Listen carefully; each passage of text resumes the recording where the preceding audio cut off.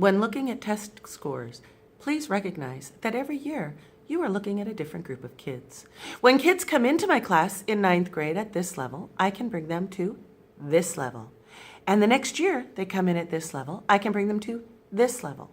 What you're asking me to do is the next year to bring them to this level, and the year after that to bring them to this level, and the year after that to bring them to this level. Otherwise, our public schools are failing because we can't do the impossible, bring them from here to here when, gosh, look how much they learned. They went from here to here. That's a lot.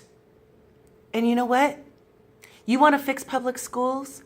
Start with how many kids are in the classroom. What our district used to have is 20 to 1. That's where we spent our money. Kindergarten, first, second, third grade. We had 20 kids to one teacher. And you know what? When they started that, 6 years later, we were getting 9th graders prepared for 9th grade. They had less discipline problems. They had more knowledge.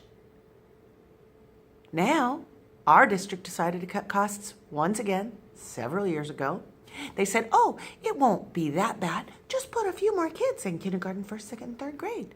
They'll be fine. Those teachers are good. You know what? Those teachers are good. But when you have more kids, you hit something called critical mass. And guess what?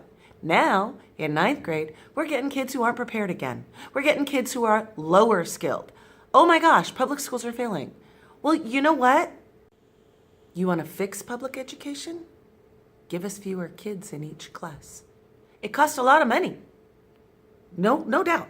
It costs a lot. But I'm telling you, when we had kindergarten, first, second, and third grade at 20 to 1, kids were coming into 9th grade better prepared. They were fewer discipline problems. They had what they needed in those critical years. And you know what we used to have? The state of California used to have 25 to 1 in 9th grade English and math. And gosh, 10th grade, they were more prepared in English and math. I wonder why. Maybe it was because there weren't as many kids distracting them. We actually got to the point where we said 20 to 1 in 9th grade English and math. Now only English and math, so the other classes were SOL. But it helped. It helped. And then, money problems happen. Yes, they do. And instead of putting the money into personnel where it belongs, they put money into teacher training. Well, let's train those teachers so that they can have more kids in their class, because that's going to cost us more money than spending the money to train them. You know what? The teachers are trained. You don't need to keep training teachers. Teachers are trained. They are well trained. Lower class size. It'll help.